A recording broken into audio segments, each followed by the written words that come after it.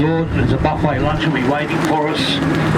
We're booked in at the restaurant here. They've got us booked in at 11:30. So all right, now after lunch, what we're going to do is we're going to go for a drive out on 75 Mile Beach. While we're out there, we're going to visit the pinnacles, which are also known as the coloured sands. We'll visit the Mojito shipwreck. Get photos there as well. That was a luxury liner which was marooned on the beach during the 1930s. And then what we're going to do is we're going to head for Eli Creek. It's a beautiful freshwater creek. Perfect spot to go and look, throw yourself in the water and have a swim if you want to. Or just to walk along the creek's absolutely beautiful. Yeah, no sharks, no crocodiles. Beautiful little spot. Alright, then what we're going to do is we'll head back down to Kgari Beach Resort. We'll have a quick comfort stop and then we're going to finish the afternoon off going up the Lake Mackenzie, the jewel of the island. Finish the afternoon off having some nice therapeutic swim time up there before we head back to King.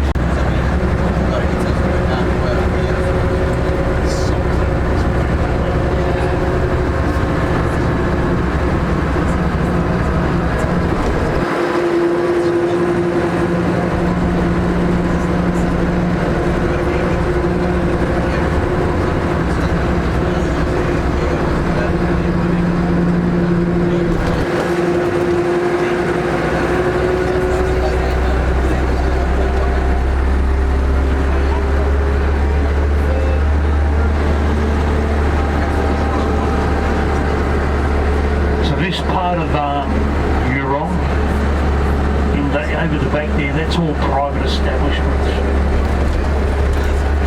So what I think Sid Milcham did is when he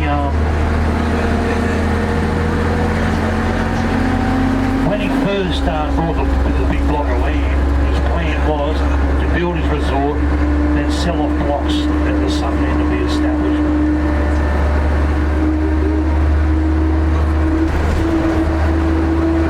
And that's probably how he paid the big.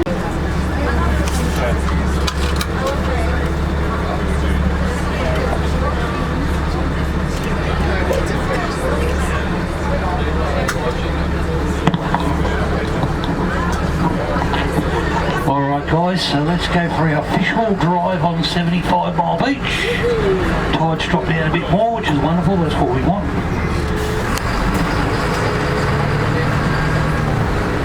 Now make sure you've got your seatbelts on, guys. I can't stress how important it is out here. This is actually the most dangerous area to be driving. I always say if the bus is going to go airborne, this is where it's going to happen. So put those seatbelts on.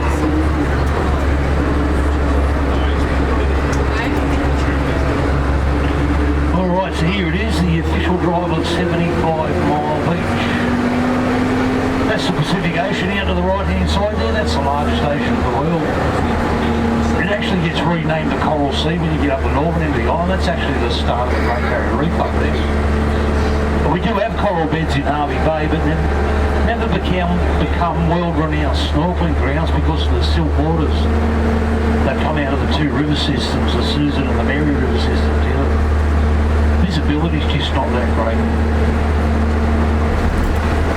Now look guys, this beach is a gazetted road with the Queensland government. They're classified as a national highway. You see we've got a police station, 2 permanent police officers on the island. They get out here doing the speed checks and breath testing and all that sort of stuff. So we've got to abide by the rules just like we do on the main link. As you can see, the speed limit, look guys, it's 80 kilometres an hour out here. High speed zone. Now one exception to the rules is, as you can see, there's no lanes, there's no lines. And the general rule of thumb is you stick to your left. If you want to move over to the right hand side of the traffic, you need to put your blinkers on and, you know, show everybody that you're doing that. Alright, now they want people to come out here driving during the low tide, not the high tide. There is a good handful of reasons for that. Firstly, look at the top end of the beach. That sand up there is normally really dry and soft and fluffy. We've had a lot of erosion here, but over the last, say, 2 weeks because of those storms. Yeah, but look, it's normally really soft and fluffy up there and hard to drive through on their holiday. They generally point it towards the backpackers, and you know, they bring their own food and camp out in tents. Some of the backpackers, some of the tag on tours don't even have a shower to go to or a toilet. They have to wait till they just go to the lakes or creeks or something to swim in.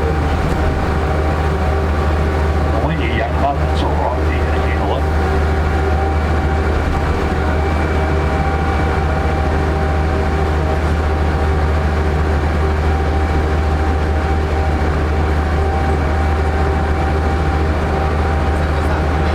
Now the other problem they have out here with people driving on the beach is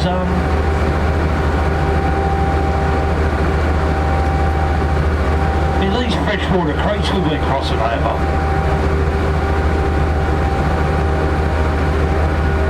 You've seen a couple more of those we had on the beach here, but look, these creeks, the water coming down, it was pure fresh water coming out of the water table of the island. As I mentioned while we're down in Central Station, look, rainfall only accounts for 20% of the runoff of the island.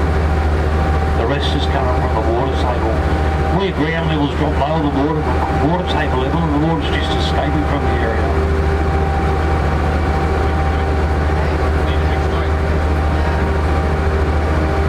So this here, that's water coming out of the water table.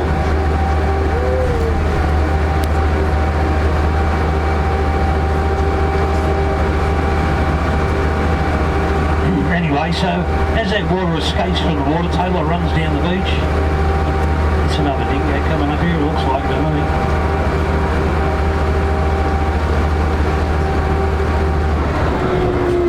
I won't stop, but I'll slow down so you can get a quick photo. Anyway, as this water comes out of the water table, it drags all the sands down the beach and it creates what we call a washout. It's another female. Tempted you are, guys, we're not going to go in the ocean water, it's not worth it. Like I said, also we've got the friend of the year at Kgari this time of year as well.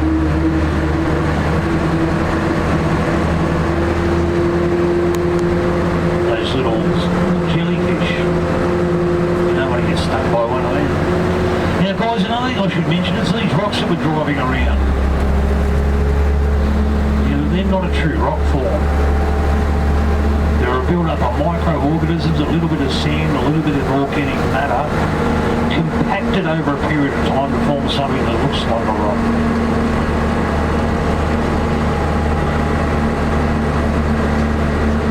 Right, what it is it's what's left over from the dune perch lake a few million years later. Which I'll tell you all about the dune perch lakes later on, but that's the silt layer. In the front of the sand blade, you'll see the tree trunks getting longer and longer the further down the sand blade you walk.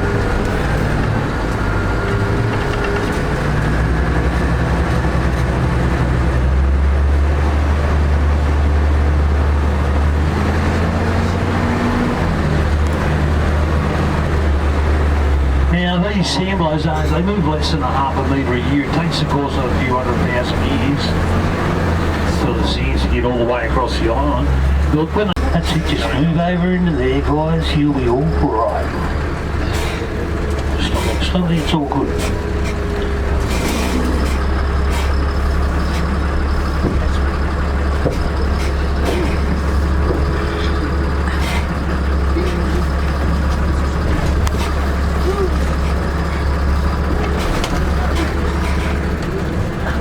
That wasn't that hard, was it, mate?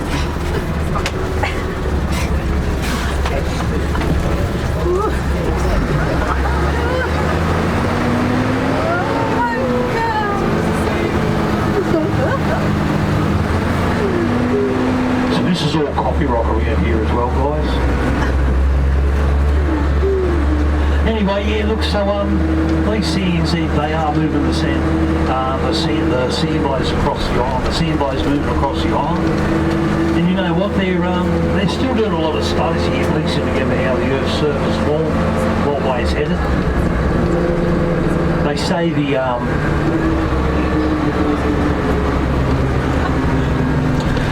the island's moving 1 centimetre here in a northwesterly direction. So it will eventually join back up with the mainland, but obviously not in our lifetime.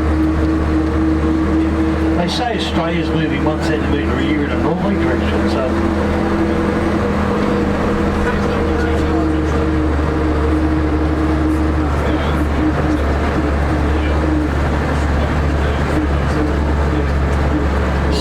yeah, look, Australia will eventually join back up with the lower parts of Asia, but once again, not in our lifetime. Yeah, look, it will eventually happen.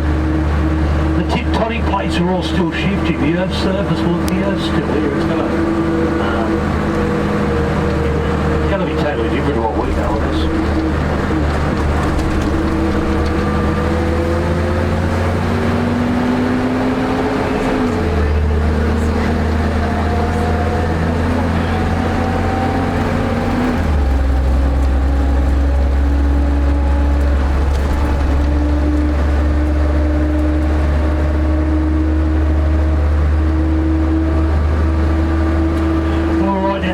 It's pretty much the last little village between here and the northern end of the island. When you get right up at the northern end of the island, there's a village up there called Orchid Beach, but between here and there, there's not much at all.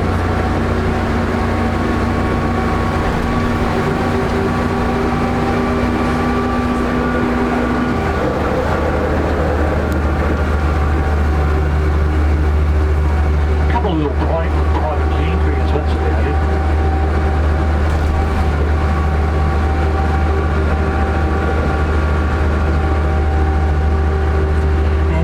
From here to Orchid Beach are about an hour's drive.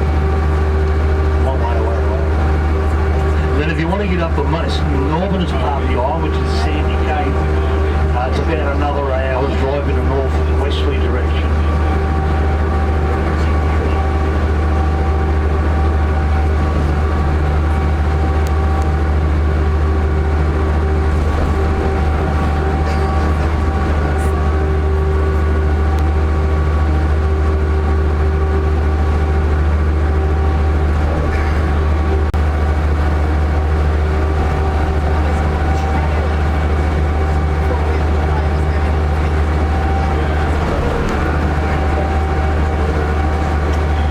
Guys, now just up ahead here is Kgari.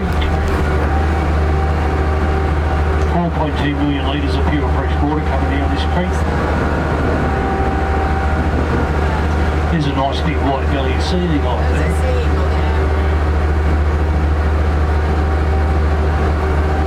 But anyway, look, what we normally do is we go past Kgari, we'll go and get our photo stops done.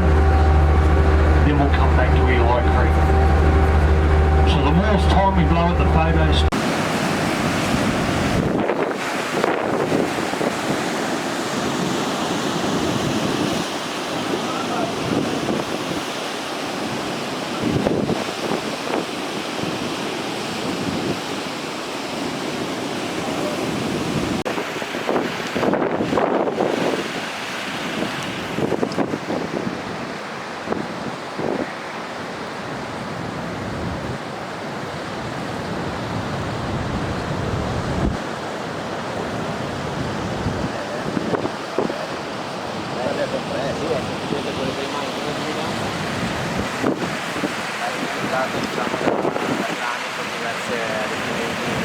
Lucky enough to do one of those P&O Pacific Island hobby cruises.